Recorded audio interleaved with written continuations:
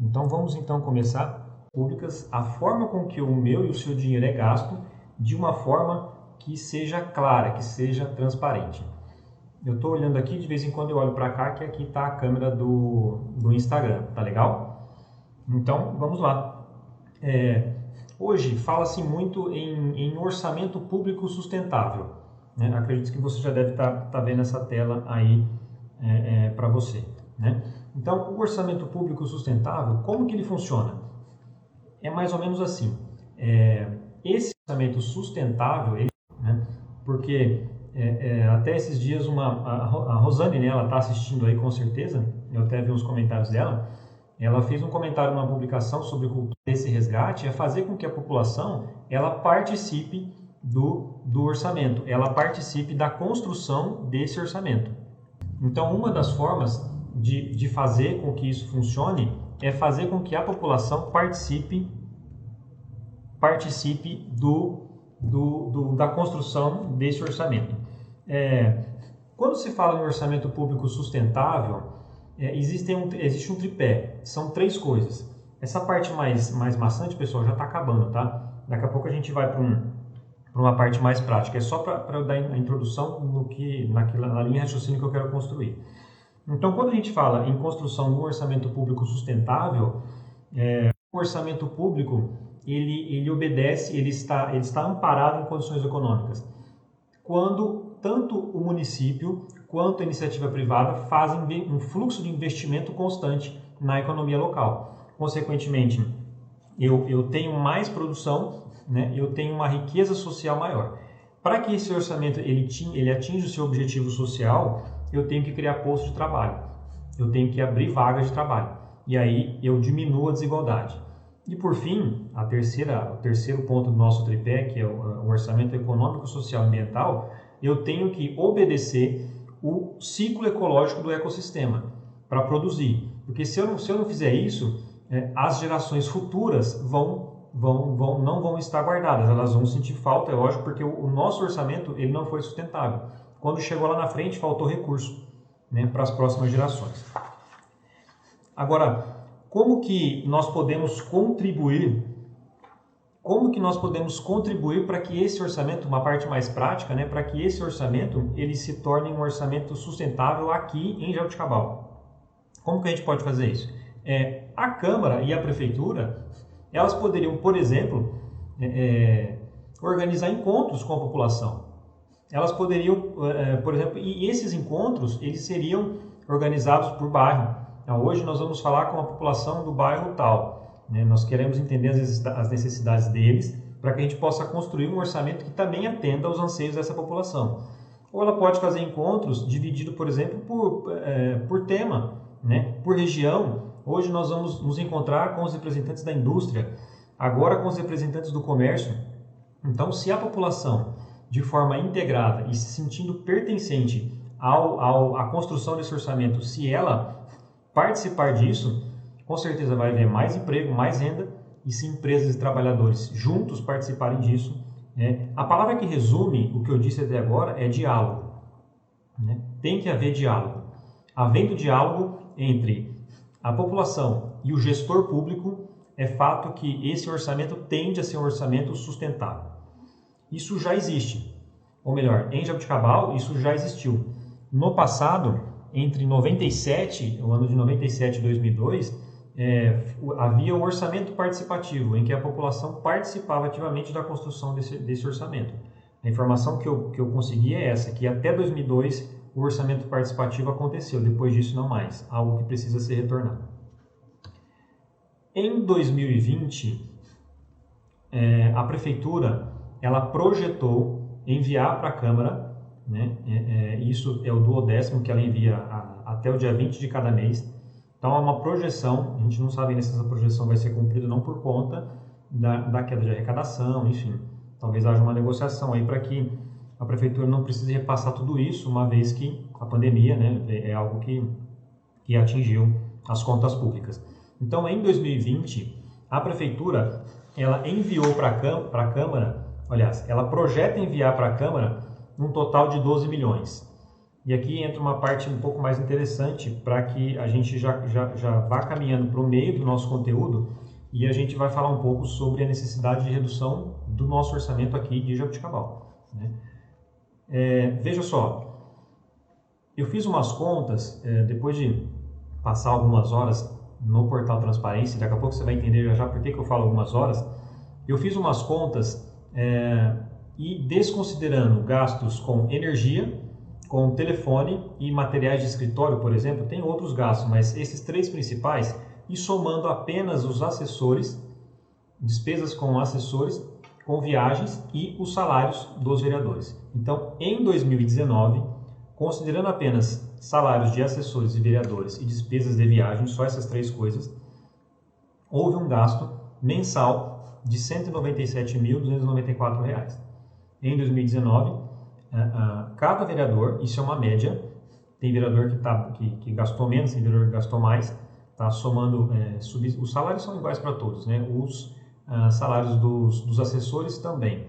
E aí, o que varia aqui é o gasto com viagem. Então, em 2019, cada vereador custou R$ 197.294. Isso dá um total, somente para 2019, de R$ 2.564.000 e alguns quebrados aí, R$ 823. Só para você ter uma noção de como esse número ele está um pouco fora, né? Eu fiz uma comparação com algumas cidades com aqui perto e com a mesma população, né? Por exemplo, nós vemos aqui nessa apresentação que Jabuticabal, então, com 77 mil habitantes, para o pessoal que está me vendo no Instagram também, Jabuticabal com 77 mil habitantes teve um custo mensal por vereador de 197 mil.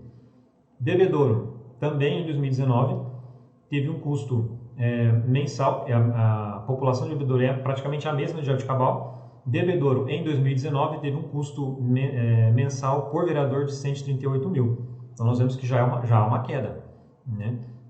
Nesse ano de 2019, que é o último ano que fechou, né? 2020 não dá para usar como parâmetro, não só pela pandemia, mas porque a gente está na metade do ano. Então, nesse ano de 2019, Bebedouro gastou quase 140 mil, enquanto Jabuticabal quase 200. Para a gente ficar um pouco mais ainda, tá certo que Matão tem algumas peculiaridades, mas Matão, com mais habitantes, são 82 mil habitantes, e Matão teve um custo por vereador de quase 56 mil, dá 55.970. Nós vemos aí então que os gastos que a nossa Câmara Municipal, por vereador, e repito, esse valor de 197 mil, ele pode ser ainda maior, né? Ele não tem custo com telefone, por exemplo, esses custos não estão aqui porque eu não encontrei, não consegui separá-lo por gabinete. Daqui a pouco a gente vai falar sobre isso também.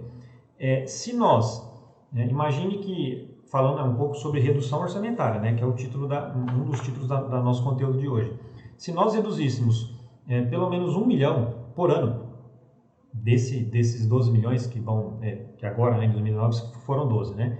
Desse orçamento que a Prefeitura destina para a Câmara, nós teríamos uma economia de 4 milhões de reais ao longo de uma legislatura, ao longo de 4 anos. Então, reduzindo 1 milhão por ano, nós teríamos aí uma economia de 4 milhões de reais. O que dá para fazer com isso? Só para que a gente consiga, então, mensurar um pouco. Nós conseguiríamos, por exemplo, construir quase 3 creches.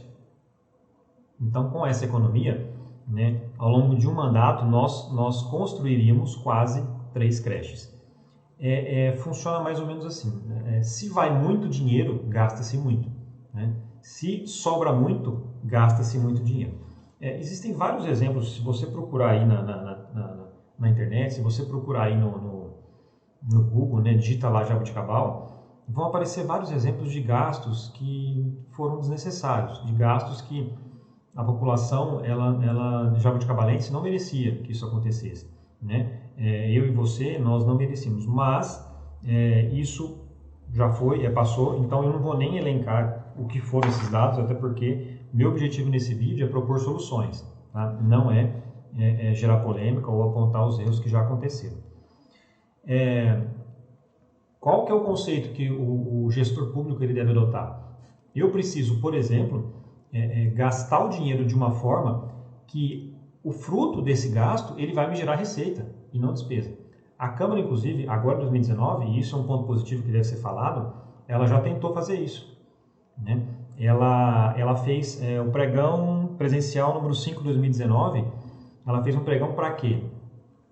A Câmara pudesse ser autossuficiente com relação à energia, né? Energia fotovoltaica. E aí, em 2019, por exemplo, o custo com energia foi de quase R$90 mil. Então, se a Câmara ela conseguir suprir essa questão energética, ela não teria mais esse custo mensal. Então, isso é um investimento inteligente, que é uma forma com que deve se investir e se gastar o dinheiro público. Para economizar, a gente precisa criar fonte de receita e não de despesa. Vamos falar agora, já caminhando para o final, do tripé da cidadania, né? Existe os políticos, né, os teólogos, aliás, os estudiosos que estudam política, eles dizem que a cidadania ela tem um tripé. Qual que é o tripé? O que sustém essa cidadania? É o voto, é o pagamento de impostos e é a fiscalização dos eleitos. São essas três coisas. O voto, o pagamento de impostos e a fiscalização dos eleitos. O que eu e você temos feito, há exceções, é claro, tá? É possível que você não fez isso, tá? Mas o que a maioria da população tem feito? Nós, nesse tripé, nós cumprimos o nosso papel com relação ao voto, nós cumprimos o nosso papel com relação ao pagamento de impostos, mas nós não fiscalizamos. Depois, você vai lá na página, né, nessa página que você está assistindo esse vídeo, Thiago Godoy Advogado, e tem um link de um Observatório Social de São José, Santa Catarina. Né? É uma ONG, onde as pessoas se reúnem ali, um grupo de 6 pessoas, e fazem um pente fino geral em tudo que a Câmara e a Prefeitura daquela cidade compram. Então, a economia anual de São José era de R$300 mil. Depois que esse observatório social começou a funcionar, a economia passou para R$8,5 milhões. Vamos agora falar sobre transparência. Qual é o objetivo? Né? Por que a transparência?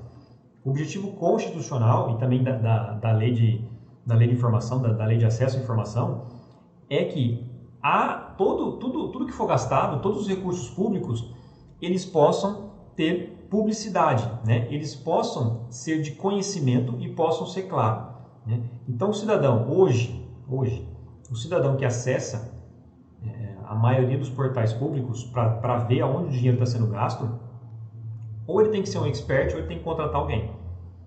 Não tem, as informações não são claras. Eu vou mostrar para você daqui a pouco. Nós vamos acessar junto o portal, não só de Jaboticabal, mas de outras cidades, para a gente comparar alguns exemplos. Então, a transparência ela é um instrumento para que a população possa acompanhar a gestão pública. E normalmente não, a transparência ela tem um caráter preventivo. Então, normalmente, onde não há transparência, naquela gestão, há um forte indício de que algumas práticas comprometedoras têm sido realizadas. Então, normalmente, aonde a transparência é mitigada, onde a transparência é reduzida, aonde ela é embaralhada, ela é confusa, aumenta-se a possibilidade de práticas comprometedoras feitas pelos gestores públicos. Né? Então, nós, cidadãos, como via de regra, nós tínhamos que ter acesso à informação de forma direta, né? E não como funciona hoje, a nível Brasil, em que as pessoas têm que fazer requerimentos, né, para ter acesso a algo que não, né, já deveria ser público, já deveria estar ali de uma forma clara e de uma forma compreensível. A Lei de Acesso à Informação diz que os gastos públicos eles têm que ser publicados de forma transparente, de forma clara e em uma linguagem de fácil compreensão. Eu quero acessar com você agora, nós vamos juntos tentar aqui. Eu acredito que você que está no Instagram talvez não esteja vendo, mas nós estamos acessando aqui o portal de transparência da Câmara Municipal, porque o assunto é o orçamento da Câmara e nós vamos comparar com o portal de transparência de outra Câmara, tá? Então, por exemplo, você que está aí no Facebook, acredito que você esteja vendo isso. É que eu estou com uma tela só, então eu não estou vendo da forma como você vê aí. tá? Então, se você não estiver vendo, me avisem que aí eu faço o ajuste aqui. Então, veja só, nós estamos no portal de transparência e acesso à informação da Câmara Municipal, ok? E aí, eu quero descobrir, por exemplo, despesas com viagem, tá aqui.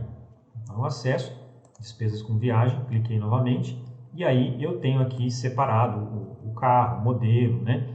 Eu tenho o motorista, o vereador que solicitou aquela viagem. Veja bem, nós não estamos questionando nenhuma dessas viagens com relação se ela cumpriu os seus princípios administrativos ou não, tá? A gente só está vendo a questão da transparência. Então agora, eu quero descobrir, por exemplo, vamos ver se a gente acha aqui salários, por exemplo. Ó, gestão fiscal, aqui tem um código que eu não sei, não sou contador, e a contabilidade pública ela é diferente, tá? Então RGF, RREO, não sei identificar. Gestão orçamentária, estamos aqui, ó, despesa por ação, despesa por categoria, receita, sintética, despesa por classificação, e aí você entra, ó, material de consumo. Então, o que eu quero dizer com isso? Para mim, né, eu acredito que para o cidadão comum também, a não ser que você tenha uma familiaridade muito grande com esses temas contábeis, com essas nomenclaturas contábeis, você vai ter dificuldade em saber aonde o seu dinheiro foi gasto. Essa é a minha opinião. Se você pensa diferente, pode escrever aí, a gente vai discutindo sobre isso, tá legal? Então, despesa por unidade aqui, vamos ver, olha lá, de novo, material de consumo, o fornecedor, quem forneceu isso, né? E alguns valores. Aqui tem alguns filtros, né, que você pode ir digitando e você vai encontrando. Agora, eu quero mostrar para você, só para o nosso vídeo não ficar muito longo, o site, por exemplo, da Câmara Municipal de Ribeirão Preto. Então, a gente está aqui no site da Câmara Municipal de Ribeirão Preto. Veja como é diferente, né? Então, eu tenho aqui a aba Vereadores, né? Eu tenho aqui a aba Contas Públicas, Licitações, Despesas, Pessoal, etc. A gente quer saber Vereadores. Então, eu quero clicar em Vereadores e quero saber quanto cada um custou para mim, sozinho, isoladamente. Então, vamos clicar num aleatório aqui. Não sei quem é, Democratas, não conheço esse senhor. Nós não estamos utilizando ele como exemplo positivo ou negativo. A gente está usando a questão do manejo do site, tá? Do portal Transparência. Então, a gente clica aqui, ó, por exemplo, ó, consultar remuneração. Nós temos já aqui a remuneração dele. Perceba como a informação ela tá concentrada e ela é organizada de uma forma inteligente para que a gente possa ter acesso àquilo que a gente quer. Aí, ó, tem as abas, tá vendo? Aqui está o nome do vereador, assessores, gastos mensais e perfil. Vamos ver gastos mensais. Então, eu consigo aqui, ó, por exemplo, em 2019, que é o ano que a gente tá falando aqui no nosso conteúdo. Com relação ao gasto de transporte, ó, mês 1, combustível desse vereador, manutenção veicular não teve uma despesa com viagem lá em abril. Olha aqui o consumo telefônico dele, separado, só dele, o número de toners que ele utilizou no gabinete dele. Aqui são a quantidade de papéis, isso aqui deve ser em maços, né, daqueles maços de 500 folhas, imagino eu, que ele utilizou. Selos postais, envelope, etiquetas, né, que até as etiquetas, a quantidade de etiquetas que ele utilizou. Então perceba como é diferente, né, esse acesso à informação, por exemplo, comparando com o site da Câmara de Ribeirão Preto, em contraste com o nosso aqui, é diferente, né? A gente tem concentrado de uma forma simples, né? Qualquer pessoa consegue ir clicando, não tem termos contábeis, termos difíceis, né? As pessoas conseguem acessar de uma forma clara e de uma forma bem tranquila. Esse sistema de Ribeirão Preto é perfeito? Não, na minha opinião ainda pode melhorar. E aí vai da minha e da sua criatividade. Por exemplo, a gente poderia colocar ali um campo, até já que a gente está falando de orçamento, né, de redução de orçamento, a gente poderia colocar ali um campo para teto de gasto, né, através de um projeto de lei. Eu não sei, precisa ser estudado isso. Tem a emenda constitucional 95, né, 2016, que estipulou o teto de gastos públicos. Tem a lei de responsabilidade fiscal, né, que podem ser subsídios para que isso seja feito, né, e aí colocaria ali o teto, né, dos vereadores, o quanto que ele tem de teto para gastar, e de repente um termômetro ali, alguma coisa, vai dizer, ó, já atingiu tantos por cento do teto, não atingiu, para que a população possa acompanhar se aquele vereador está cumprindo isso, né, está cumprindo os tetos. Uma outra Uma outra informação, e aí pode até servir como dica, né, para os nossos atuais vereadores, caso achem que seja válido, né, que eu acho que ainda dá tempo de aplicar isso, algum sistema, aqui nós falamos do teto, né, algum sistema de gatilhos, né, para consulta popular. Por exemplo, aquilo que for urgente e tiver urgência e emergência, tudo bem, a Câmara vai e adquire e pronto, né, e segue. Materiais de rotina, materiais de limpeza, essas coisas, tudo bem. Agora, grandes aquisições, como já aconteceu no passado, né, imagine se a Câmara ela tivesse por obrigação consultar a população se aquele investimento deve ser feito. Aquilo não é urgente, aquilo pode esperar, então ela faz uma consulta pública no site, né?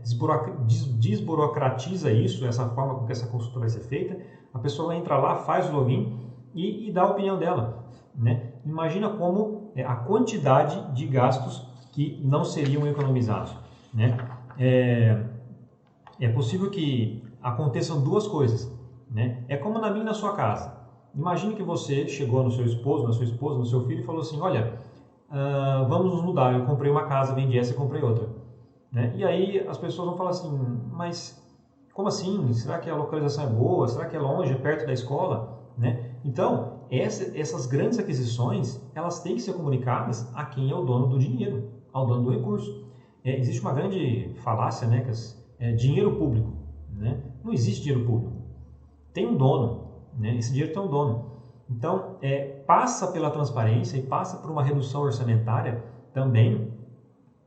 Grandes aquisições da Câmara, isso já como eu disse, né, uma sugestão que os vereadores façam, colocar um teto, acima de 100 mil, acima de 50, não sei, tem que ser feito um estudo.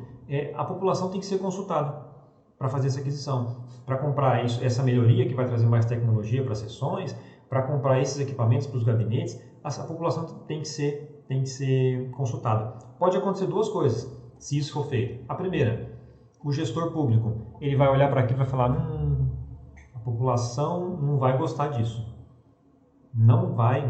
Por mais que a minha sugestão é que isso seja uma consulta. A palavra final continua sendo do vereador. É ele quem decide. É a Câmara, é o conjunto de vereadores que vai decidir se a aquisição vai ser feita ou não. Como uma consulta pública, para que a população opine. Então, pode acontecer duas coisas. A primeira é que ele desista.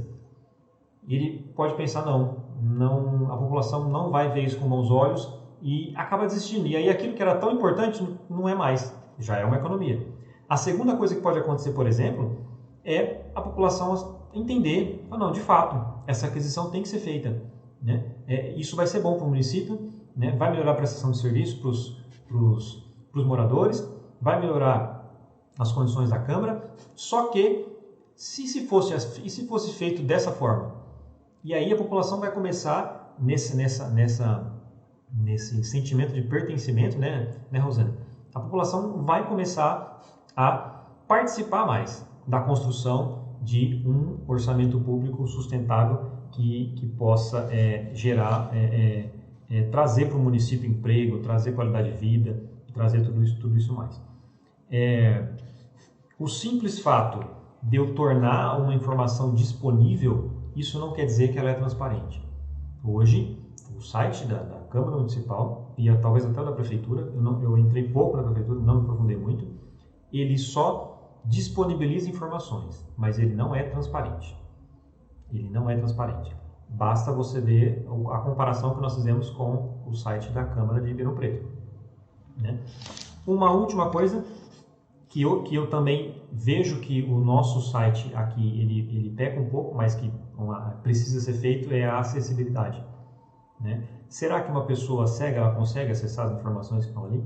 Será que uma pessoa com algum tipo de paralisia, com uma dificuldade de uma coordenação motora, ele consegue acessar? Será que uma pessoa com baixa visão consegue acessar essas informações?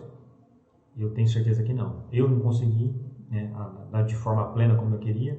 Eu não coloquei despesa de telefone nesse cálculo que eu fiz porque eu não consegui tornar essa despesa individualizada por gabinete, né, comparando a diferença com as despesas da Câmara de Ribeirão Preto. Então, só que esse tema ele tem a ver com a Lei Brasileira de Inclusão. Isso é tema para um outro conteúdo. Encerrando, a população ela precisa saber como o seu dinheiro está sendo gasto. aonde esse dinheiro foi gasto, por que esse dinheiro foi gasto. Então eu acho que nesse conteúdo de hoje a gente conseguiu talvez encontrar algumas soluções. Não são verdades absolutas, são ideias que podem ser descartadas ou melhoradas. E aí eu queria que você comentasse aí, que você compartilhasse, que você me diga isso. Eu vou ler como eu estou sozinho aqui, eu vou ler os comentários depois, tá, pessoal? E aí eu vou respondendo, tá? Então por isso que eu não respondi ainda agora. Pessoal, é isso. Muito obrigado. Eu espero que eu tenha contribuído de alguma forma, né, para esse crescimento da população de Jabuticabal, para esse crescimento de Jabuticabal, né, para que a gente possa refletir um pouco mais sobre isso, para que a gente não se esqueça do terceiro item do tripé da cidadania, né, que é o voto, pagamento de impostos e fiscalizar. Nós temos que fiscalizar. Leiam depois lá no canal, na página do Facebook, tá essa reportagem lá de São José, Santa Catarina. É algo muito interessante que eu acho que vale a pena ser replicado aqui também. Se você ficou com alguma dúvida, deixe sua sugestão aí, seu comentário. No Facebook, se você entrar na aba de vídeos da página, você pode marcar lá para que o Facebook te lembre. Nós vamos fazer mais lives. Então vai na página, clica lá em vídeos, está lá fotos, publicações, vídeos, clica em vídeos e põe adicionar lembrete. Então toda vez que eu iniciar um vídeo, o Facebook ele vai te lembrar. Tem o meu WhatsApp aí também. Deixa eu colocar aqui para você. Tem o meu WhatsApp aí. Depois se